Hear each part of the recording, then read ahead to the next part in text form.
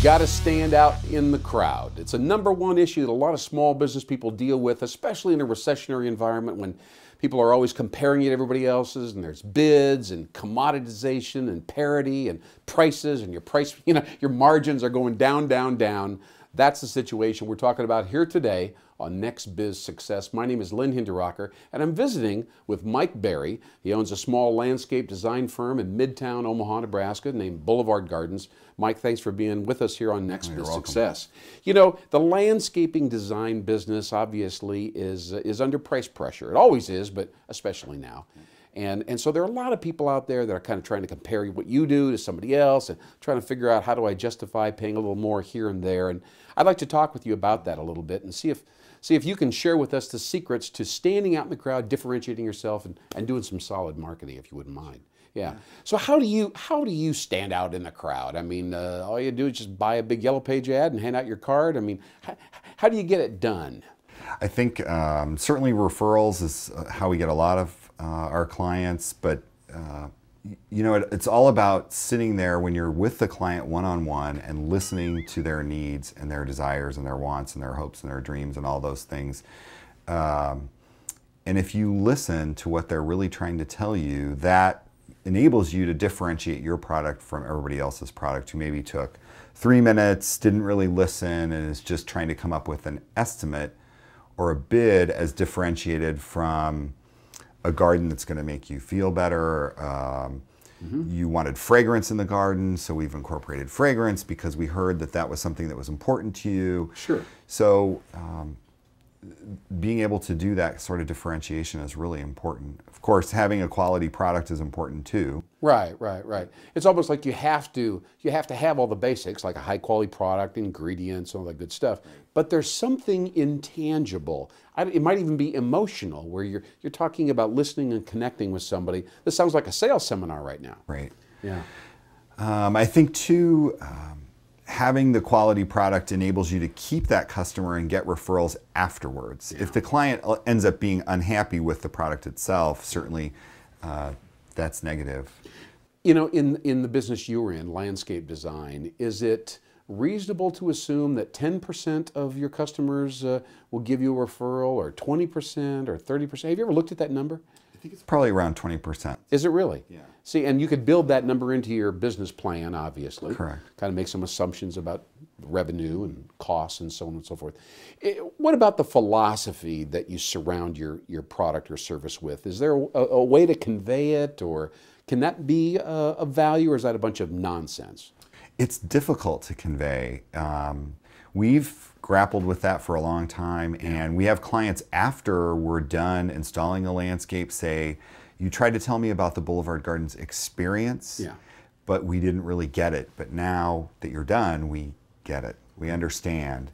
So certainly having a marketing person that can help you relay that information, that can help you frame your message is really important. Yeah. A lot of people will talk about this and proudly put a mission statement on the wall or something like that. But they seem to be ineffective because they're, oh, I don't know, they're kind of like self-referential, their rhetoric, and not really connecting with the consumer. And I think that's the thing that you were trying to tell me earlier about listening and finding the right time perhaps to share that unique philosophy. Right.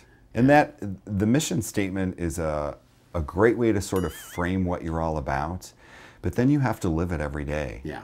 And seeing it on a wall and a poster isn't as important as actually doing it. Yeah, and that's such a great point.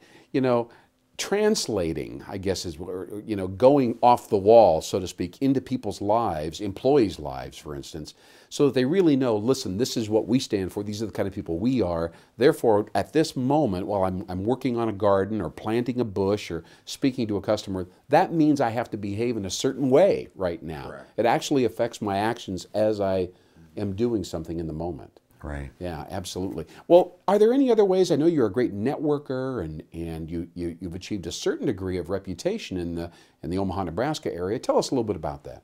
Networking is really important, and our product is very relationship based. Typically, you've had an experience with Boulevard Gardens, and you'll tell your friends, or they'll come over for a dinner party and they'll look at your landscape and comment on it.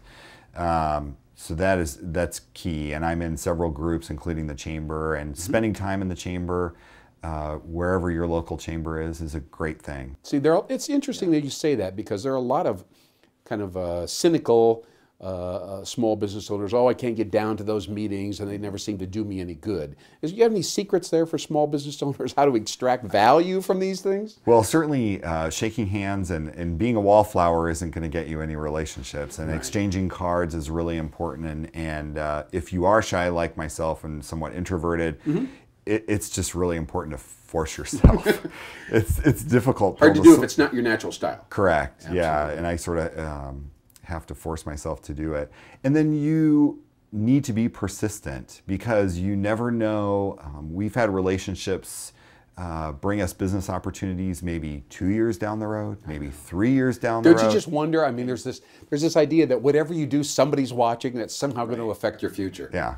So it's be persistent, and it will happen. Now, if you get into a situation where somebody's comparing your bid to a competitor's bid straight up, and you seem to be a little bit more, do you immediately try to cut costs, or do you come back and try to figure out a way to justify the higher cost or connect with them emotionally, or by that time is it too late? What do you think about that? It depends on the situation. Sometimes it is too late. They have chosen a product based solely on the cost, and then I mean, everybody knows there's price buyers. Right, hands down, you've lost in that situation. But you also need to explain and educate the client about the features that you've incorporated into your product that may be different than those that were chosen by the competitor. Which may be tangible features or intangible features. Correct. Or could affect the now, or could be more evident down the road. Correct. Absolutely.